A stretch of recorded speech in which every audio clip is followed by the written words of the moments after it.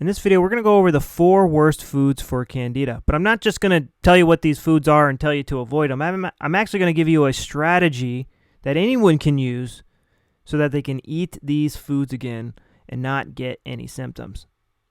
How long have you been avoiding foods, but you still have Candida symptoms?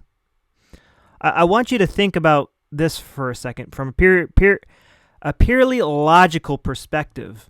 Avoiding a food is not fixing the root cause of the problem. It's just avoiding the problem.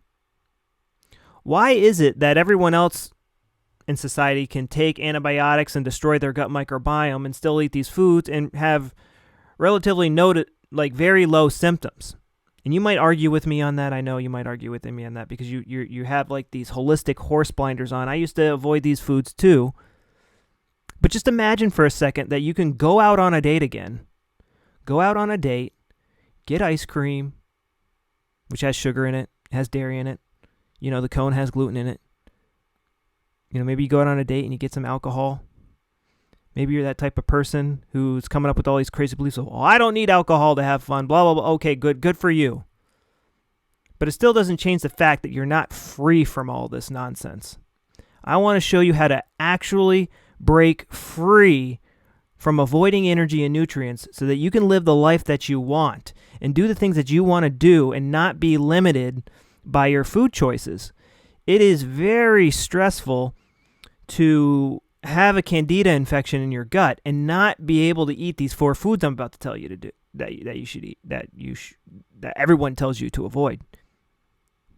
I did not become allergic to these foods until my perception changed on these foods, until I read the Candida diet book, until I read the specific carbohydrate diet book, until I perceived them as dangerous. That is when these foods started to give me symptoms.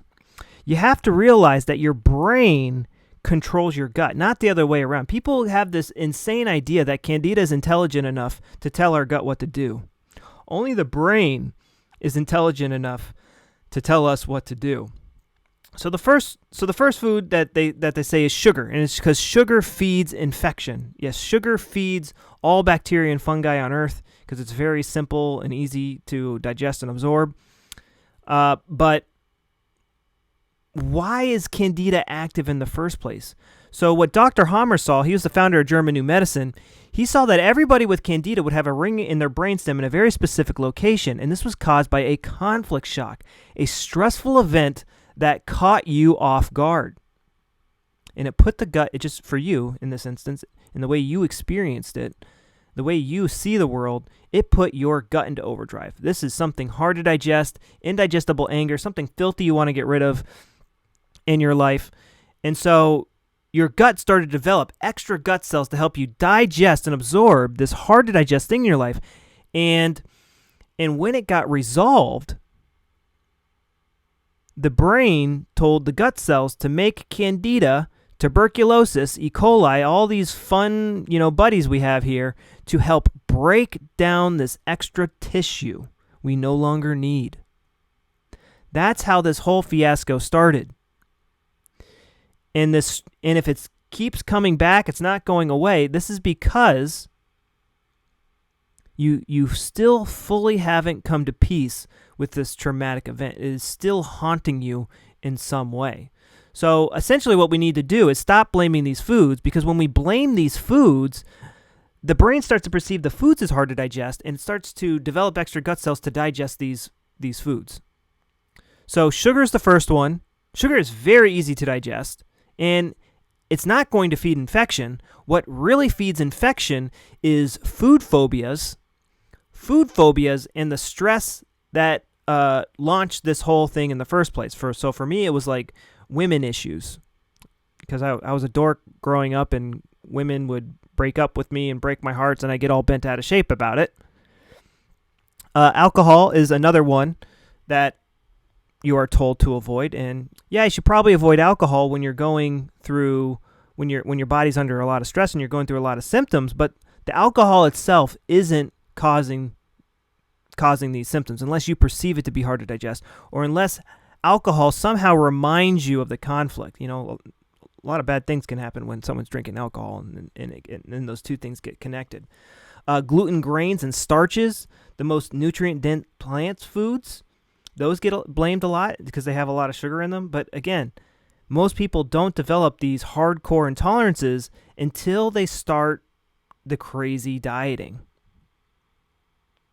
Just think about how much easier your life would be if you could eat gluten and starches again.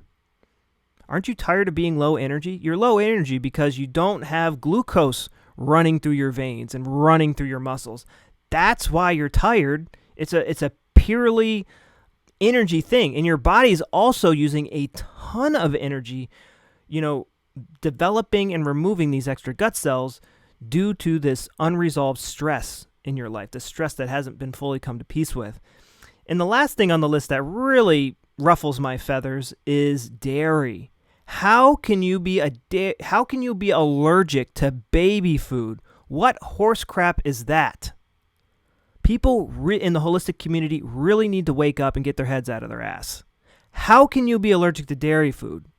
Well, one is believing that nonsense. You got to knock that shit out. And maybe it's linked to a traumatic event. How often, like when you celebrate a victory, when you celebrate a milestone in your life, what do? You go out and you get ice cream. Or you go out and you get a fancy meal. And you celebrate the conflict resolution with usually some sort of food. That's what most people do. And then when the symptoms come, because it's starting to, okay, we reached this milestone, we resolved this conflict. All right, now we don't need these extra gut cells anymore. Let's get rid of them. But all you see is, oh my God, I ate this food, and that's what caused all this, even though I've eaten these foods a million times before. So you got to ask yourself, what was the conflict that started all your symptoms? When did I start perceiving food as hard to digest? How are these foods related to the conflict? That is how you truly get over these food intolerances, and so you can be free and eat whatever you want again. Have a piece of cake on your birthday. Go out on a date. Go to the candy shop with your kids. Yeah, I suggest you still eat healthy, but eating healthy all day long ain't going to do anything if you don't come to peace with these things. So what you need to do, if you want to get your life back and live a normal life again so you can travel and not have to carry around a lunch box every day like you're a nerd, go down below and click on my 30-day plan. It will tell you everything you need to do to get better. Everything. I'll show you everything that I did, and I'll show you the case studies of a few of my students and everything they did to get better. These are people who could not eat anything. Some of these people could only eat steak. Now they can eat whatever they want, and you can do that too. All you got to do is go down below. You need to do this. The quality of your life depends on this. Go down below and click on that link and get your life back. Or you can go watch cat videos. It's up to you. But you should go down there.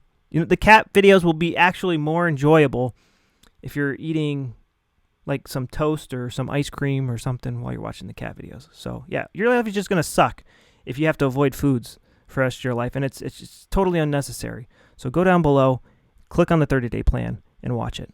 Bye-bye.